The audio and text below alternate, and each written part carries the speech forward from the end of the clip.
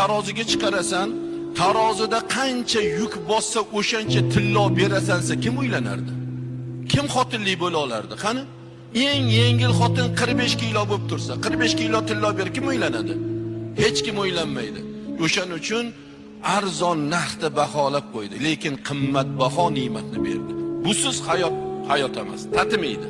Xotiningiz olgan kuningizdan boshlab uyingizda tekin qorovul, xotiningiz olgan kuningizdan boshlab tekin oshpaz, xotiningiz olgan kuningizdan boshlab tayyor sipiriqchi, xotiningiz olgan kuningizdan boshlab tayyor bolalarni tarbiyachisi, kirlaringizni yuvib beradigan, oq yuvib oq taraydigan. Vaholanki shu tekin xizmatkorga birortamiz insofan bir oylik berayotganimiz yo pul berayotganimiz yo mana shuncha ishlarni qilyapsan, baraka topkir, boringga shukr.